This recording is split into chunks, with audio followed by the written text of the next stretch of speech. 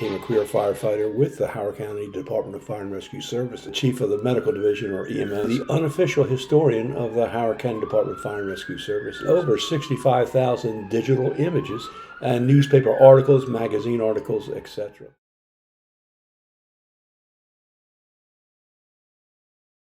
Episode 24-42, Tragic Fire Fatalities of Howard County, involving 2 or more victims. I've been able to document approximately 9 different incidents where there was a tragic fire situation in which 2 or more individuals tragically perished from the fire injuries, either smoke and or fire injuries. You can see them marked on the map. The first incident that I was able to document occurred on or about April 21st, 1952, was a house fire on New Cut Road near where the old landfill used to be. I believe the fire started because of kerosene being spilled and igniting a blaze. The fire killed 5 children: Joseph 3, Milton Francis 2, Barbara 1, Caroline 2 months, and a 5th child who survived the initial fire, Patricia Elaine, died at St. Agnes Hospital a day or so later. The occupant of the house, Ms. Pugh, had left the cabin, gone about 150 yards or so to ask her husband, who was working on the family car, what we'd like for dinner. And then in that short amount of time, the blaze erupted. Mrs. Pugh ran back to the house, but by that time, flames had engulfed a large portion of the structure, trapping the first 4 children. They were able to remove the 5th child, who, ironically, as the fire gained intensity, she wandered back too close to the fire,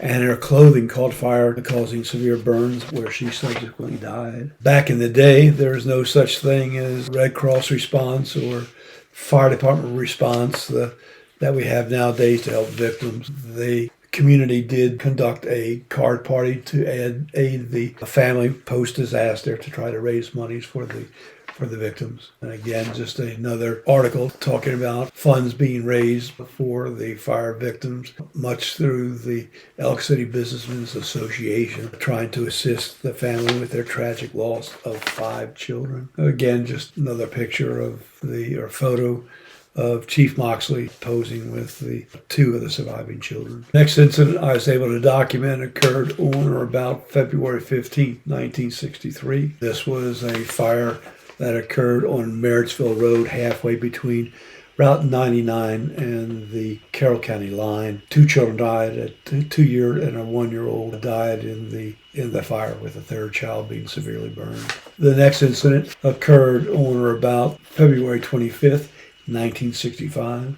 It was a house fire on Fells Lane, and the fire itself claimed the lives of 4 small children and the mother of the 4 children, who were eventually found on the 3rd floor, attic floor of the structure. Just a newspaper article detailing the incident, showing the structure, showing the father and a surviving child, and a small article telling of the father's heroic efforts to try to save the children. And again, you can stop the podcast to take a look at this and potentially even enlarge it so you can read the text. This is just an image showing the remains of the structure after the fire was out. All 4 individuals were found on the top floor on the attic.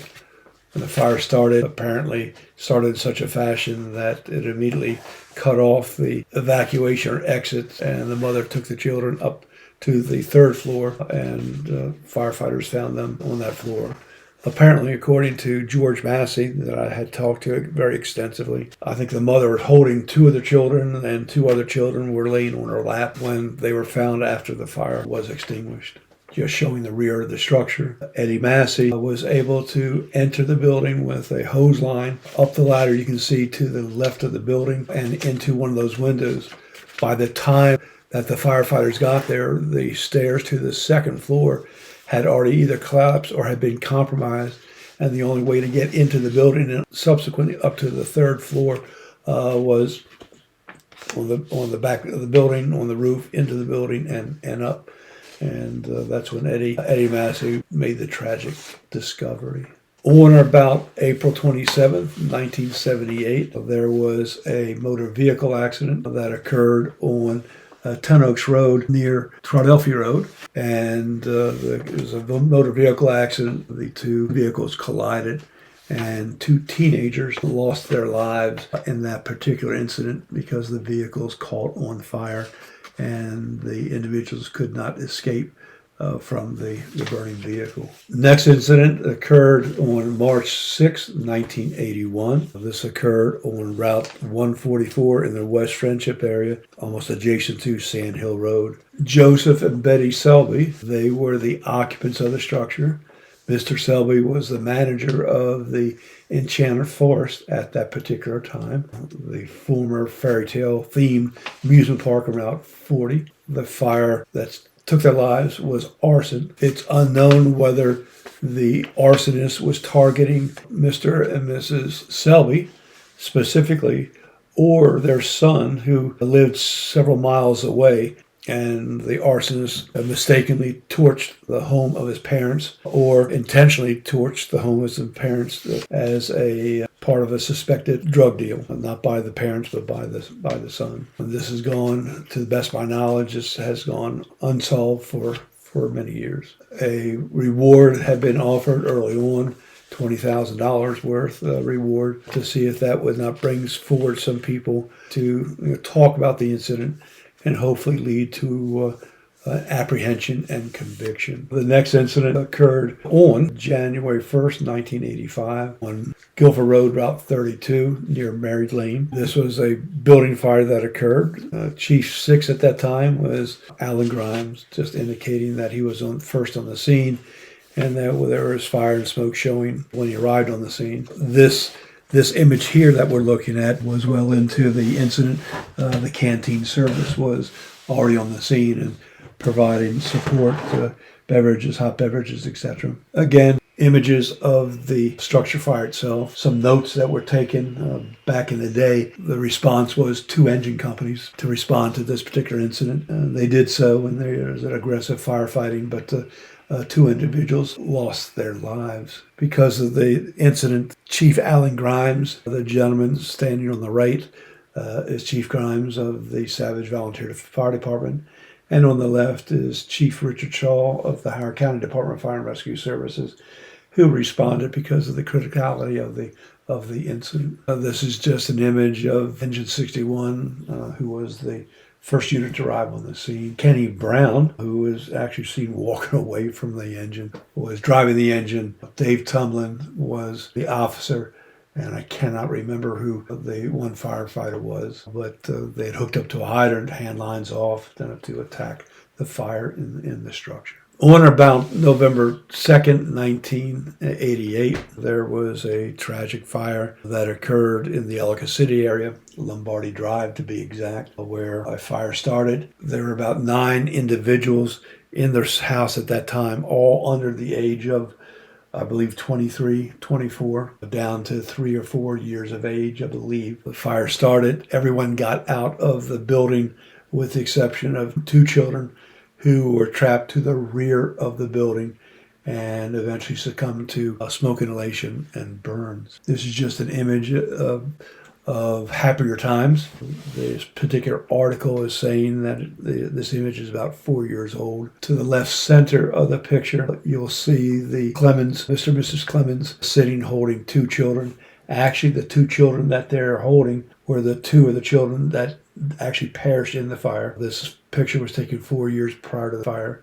And the child just to the right of them in this picture, as we look at the picture, the child to the right is Jacob Clemens. And tragically, he eventually was charged with arson, that he had started the fire in the structure that eventually took the lives of 2 of the other children in the building. The rest of the family members was a unique arrangement. There are a couple biological children of the Clemens family, but most of the occupants had been adopted by the Clemens family living in this particular household. Again, just additional article discussing the incident. Jacob, who had originally been identified as the hero of this incident, having awakened the rest of the family members, allowing them to escape. Initially, within the first half hour, 45 minutes of the fire, was being hailed as a hero, but as fire investigators finally came along and investigated, it was determined that Jacob had started the fire and apparently had intentionally started the fire. And so we went from hero to villain. This particular incident had so many different twists and turns over the next 2 to 3 years. And during that time frame, sort of two different camps of thought about the incident, about the survivors, about the family developed. And they were diametrically opposed to each other. The two different camps that developed had totally opposite opinions as to the fire and the tragedy within the tragedy. And it was just a very, very sad situation. Just some pictures of the fire after the incident was over with. This particular incident was very personal to me. I probably spent 10 hours on the scene dealing with the media from Baltimore, Washington, and elsewhere, talking about the incident and going over and over and over what had happened in particular circumstances. And just that knowing what the reality was, that how the fire had occurred, knowing reality what the two children went through as they lost their lives, and what I was allowed to say was a challenge, and it got kind of old having to relive that multiple times during that particular day. At the height of the fire, this is what we're looking at. Actually, the first child was found to the rear of the building by a sliding glass door and had been removed from the building. The second child actually had been found about 20 feet inside that picture window that you see there, down a hallway. Actually, the second child tried to leave his bedroom, which is in the back of the house, knowing the only way out was to come to the front of the building. He made his way there, but was met with a wall of fire. He entered into the bathroom, last door on the left, and got into the bathtub, and that's where he expired. Just looking to the rear of the building, the upper left-hand corner of the building, you see sliding glass door. That's where firefighters made entry into the building. I believe the first child was found almost up against the portion of the sliding glass door that was still intact. 2 police officers had arrived on the scene prior to the fire service. They had come around to the rear of the building and saw the 2 boys standing in that particular window. The sliding glass door had been nailed shut because there was no porch attached to it. Police officers frantically tried to break the window. It was probably tempered glass or whatever, and were unable to do so.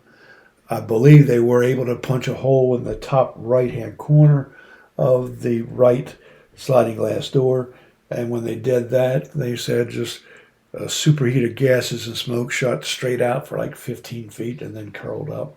They watched the 2 boys eventually disappear into the fog, into the smoke as it banked down towards the floor. 2 police officers, Kemp Freund and Kurt Spanos, are bringing out the second child from the rear of the building to an awaiting ambulance, where the child was taken to Howard County General Hospital and died from his injuries.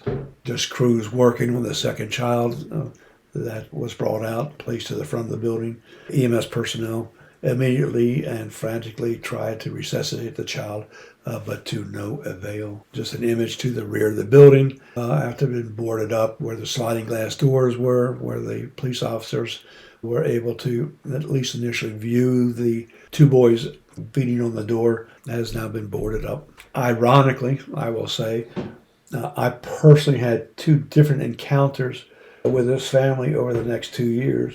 First time was a tragic fire situation in Hawaii that had occurred, that had taken the lives of 3 people, I believe it was. This was when I was working as the executive director for the International Critical Incident Stress Foundation. I had gotten a call from Hawaii that they were advised and they had a tragic situation and were looking for guidance as to what sort of support they could provide for the family and the firefighters. And they went on to say that there was a tragic fire, that a son had doused the house with gasoline, taking the lives of his parents and taking the life of a young married couple that was there. And I can't remember whether it was the son of the parents or the daughter of the parents, but took the life of one of the 2 of them. Ironically, what it was that one of those 2 young adults was one of the children from the fire that had occurred a year or so earlier on Lombardy Drive. So one of the survivors of the Lombardy Drive fire left, married, went to Hawaii, and went through a second event almost identical. I don't know whether that individual was the victim or survived the second incident. And I did respond a third time to a medical alarm at another location for the family a year or so after that. So it was just the situation that just a gift that just kept on giving as far as I was concerned. So again, just an image of the children and the family during happier times. Again, the same image, an article about the family unit as it was. On January 13th of 2004, a gasoline tanker coming down the Harbor Tunnel Thruway, getting ready to get onto Interstate 95, went off the road, over the bridge, and down onto Interstate 95, and burst into flames. I believe it was 4 individuals died during that tragic incident. Truck driver, they assume, probably had some sort of medical emergency, maybe a heart attack, and died as a result of that. But there were 2 or 3 people that the tanker fell upon and burst into flames, and those individuals died from a combination of traumatic injury and severe burns. Just looking at one of the vehicles that was incinerated by the blaze, the Baltimore Washington International Airport, they sent over a crash truck, which was very useful because that did, once they arrived on the scene, they were able to contain and get the fire under control and actually out. And that concludes this particular episode. Please use your remaining heartbeats wisely and not waste a single precious one.